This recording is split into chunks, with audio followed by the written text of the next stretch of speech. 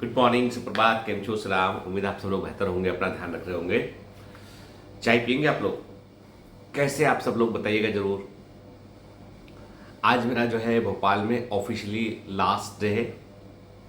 Last day का मतलब है मैं भोपाल से जो है वो मुंबई शिफ्ट कर रहा हूँ आज मैं। और बेसिकली हुआ ये था कि हम लोग अप्रैल 24 में जो है मुंबई से भोपाल शिफ्ट हुए थे। बच्चों के यहाँ पे स्कूल्स में एडमिशन करवा दिए थे हम लोगों ने, ठीक है। और बड़े वाले बेटे को कहीं क्लासेस जाना था, वो भी ज्वाइन करा दिया था कि उसको फिजिकल क्लासेस कहीं जाना था। और उस समय 11th का कोई बैच हमारे पास था नहीं, अभी भी नहीं लॉन्च किया था हम लोगों ने। तो सब कुछ अप्रैल में आके सब कुछ सेट किया हमने। मई में यहाँ पर हम लोगों ने जो है वो फाइलेशन सेरेमनी किया, ग्लेटर बैच को लॉन्च किया। और उसके बाद जून के महीने में जो है मेरा पूरा परिवार, तब जो है वो दोनों बच्चे जो है वो मतलब इतना 2 महीने वो एडजस्ट ही नहीं कर पाए भोपाल के अंदर, क्योंकि थोड़ा सा है ना बॉम्बे के कल्चर में और भोपाल के कल्चर में बहुत डिफरेंस था। स्कूलिंग में बहुत बड़ा अंतर था। और उनके फ्रेंड्स, मतलब मुझे ऐसा लगा कि बच्चे जो है वो उनको मैं चाहता फोर्स करता तो उनको मैं यहाँ स्टे करने के लिए मैं मना लेता, ठीक है, या उनको जो है वो मजबूर कर देता उसके लिए।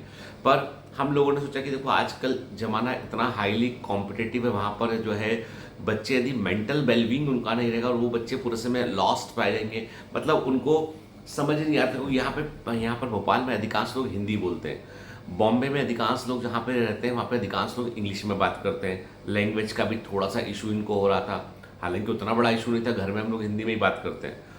फिर सबसे बड़ा ये था कि जो जो आसपास का सराउंडिंग इन्वायरमेंट पूरा बदल गया था, ठीक है। एकदम वहाँ वो रह रहे थे साउथ मुंबई में, यहाँ पर वो आ गए भोपाल के अंदर, ठीक है। और तो मतलब मैंने अपने बेटे को, बड़े बेटे को मैंने लिटरली इसको बोलते हैं ना कि थोड़ा सा डिप्रेस मोड में, कि अपने कमरे में ही हैं, बाहर नहीं निकल रहे हैं, कम्युनिकेट नहीं कर रहे हैं, पूरे समय जो है वो इरिटेटेड एजिटेटेड रह रहे हैं।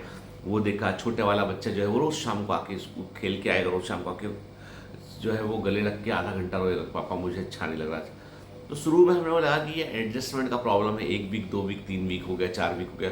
फिर फाइनली जब वो पूरे 2 महीने पूरे गुजर गए और हार्श एकदम वेदर था उस समय, तो फिर डिसीजन लेना पड़ा कि भाई कि मेरी मदर, मेरा कुक, हमारा स्टाफ और कुछ समय भारतीय छुट्टी ली, इनको बॉम्बे सेट किया दोबारा जाके,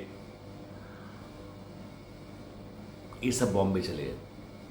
अब चूंकि इस दौरान ग्लेडिएटर बैच यहाँ शुरू हो चुका था और बहुत सारे बच्चे बाहर से जो है ना मतलब समझ लीजिए कि 150-60 बच्चे जो है बाहर से जो है वो अपना भोपाल आ चुके थे पढ़ने के लिए, मुझसे, अमर सर से, उस समय जो है वो संजय सर भी थे और चिन्मय सर, सबसे पढ़ने के लिए बच्चे आ चुके थे। तो अब क्या था, इन बच्चों की जिम्मेदारी, मैंने बच्चों ने मुझे बहुत कहा, बहुत दुखी हुए हो कि पापा आप क्यों नहीं चल रहे हो। तो मैंने कहा नहीं बेटा, तुम 2 बच्चे हो, तुम्हारी जिम्मेदारी तो मम्मी और दादी सब लेके रखी है, ये इतने सारे बच्चे मेरी जिम्मेदारी पे यहाँ पे आए तो मैं नहीं जाऊँगा जब तक जो है इनके कोर्स पूरे ना हो जाए, इनको मैं सेट ना कर दूँ तब तक मैं नहीं जाऊँगा। तो फिर फाइनली हम लोगों ने जो है वो पूरा साल जब सेशन पूरा हो गया, मतलब 6 या 7 जनवरी को इनका कोर्स पूरा हुआ। उसके बाद अभी इनका 20 जनवरी से, अभी 15 जनवरी को इनका फुल सिलेबस मॉक टेस्ट है। 20 जनवरी से लेकर जो है वो 30 अप्रैल तक लगातार इनके टेस्ट चल रहे होंगे, ठीक है। मतलब 20 जनवरी से लेकर 31 मार्च तक एवरीडे इनका टेस्ट हो रहा होगा, ठीक है। उसके बाद इनको अप्रैल में 4 मॉक टेस्ट देने होंगे इनको। जो बच्चे भोपाल स्टे किए हैं वो ऑफलाइन सेंटर में जाके टेस्ट देंगे या अपने ही सेंटर में आके टेस्ट देंगे, डिपेंड करता है। और जो बच्चे घर अपने जा रहे हैं वो ऑनलाइन टेस्ट देंगे। तो मतलब हम लोगों ने एक हाइब्रिड सिस्टम बना के बच्चों को, कि भाई बच्चे इंगेज रहें और टीचर उनका ध्यान रख सके। कुछ कुछ हम लोग बीच में जूम मीटिंग्स भी लेंगे बच्चों की, ताकि उनसे हम कम्युनिकेट कर सके, 10-10 बच्चों के ग्रुप बना के। तो बहुत कुछ किया इस दौरान, साल भर में मैंने बहुत कुछ सीखा भी मैंने, कि मैंने देखा कि कई बार हमारे एक्सपेक्टेशंस जो होते हैं वो अनरियलिस्टिक होते हैं। शायद से मेरे एक्सपेक्टेशन ये थे कि बच्चे जो आएंगे बहुत सिंसियर, बहुत ऐसे जो बोलूँगा वो मानेंगे, कि इधर बैठ जाओ, उधर बैठ गए, उधर जाओ, उधर नहीं, मतलब ऐसे कमांडो वाली फीलिंग आएगी। पर ऐसा नहीं हुआ, ठीक है। कुछ बच्चों को लगा कि गीतेंद्र सर कोई मैजिक कर देंगे, जादू की सर एक परी है, परा है, आएंगे और बोलेंगे ओ मंत्र चूर्ण आबरूगढ़ आबरूगढ़, टक सिलेक्शन के लायक तू तैयार हो गया है, अब जा, तू कुछ मत पढ़, अब तू अब सीधा एग्जाम देने जा, सो जा। वो भी नहीं हुआ। तो मतलब समस्याएं तो रही थोड़ी इसमें, और हम लोगों ने एक सिस्टम डेवलप किया पूरा, कि हाँ भाई कैसे किन चीज़ों का ध्यान रखना है, कौन सी, ऐसा नहीं बोल सकता मैं कि हमसे कोई मिस्टेक नहीं हुई होगी, हमसे मिस्टेक हुई, थोड़ा सा हमको डिसिप्लिन और स्ट्रांग रखना था, हमको हमको बच्चों की ज़्यादा बातें नहीं माननी चाहिए थी हमको। तो हम लोग कल हमारी टीम ने पूरा का पूरा उसको रिट्रोस्पेक्टिव एनालाइज किया कि क्या क्या क्या क्या बहुत सारे काम हम लोगों ने बहुत आउटस्टैंडिंग किए, बहुत बड़ा, जैसे कि हम लोगों ने पूरा सेंटर खड़ा करने में हमने बहुत बड़ा खर्चा किया, इतना बड़ा खर्चा किया कि मतलब उससे उस खर्चे को मतलब मैनेज कर पाना हम लोग के लिए अब लग रहा है कि मुश्किल था।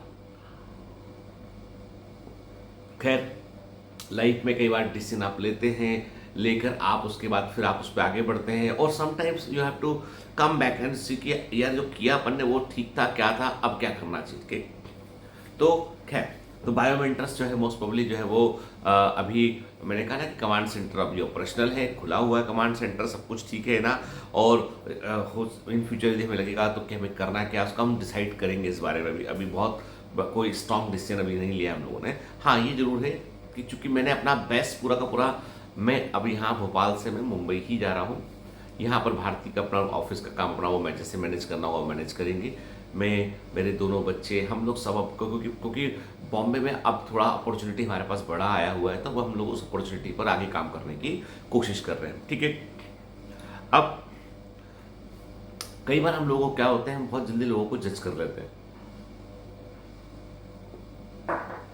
बहुत जल्दी लोगों को हम जज कर लेते हैं, कंक्लूजन पर पहुंच जाते हैं, है ना, और हम उसको अच्छा या बुरा कोट कर देते हैं, कोट अनकोट कर देते हैं। अब मैं आपको सिंपल सा बताऊं कि एक बार क्या होता है कि एक जो है वो जहाज होता है, बड़े समुद्र में जा रहा होता है, और उस जहाज में अचानक से क्या होता है, कुछ तकनीकी खराबी आती है, उसमें कुछ चीज़ नीचे लग जाती है, जहाज डूबने को होता है।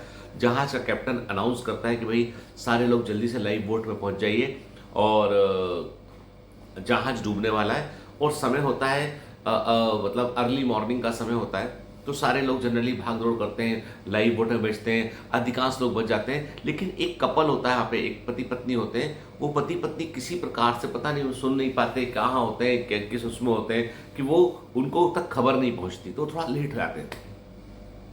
जहाज का कैप्टन भी निकल चुका होता है, भी जहाज तो ऑलमोस्ट डूबने को था, एक लाइफ जैकेट लाइफ बोट वहां छोड़ देता है वो, कि भाई कोई मान लो ऐसा हो, सिंगल वाली एक सिंगल लाइफ जो लाइफ बोट आती है, इसको पहन के इसके अंदर एक व्यक्ति घुस सकता है, ताकि कोई मान लो गलती से कोई छूट गया हो तो बच सके वो।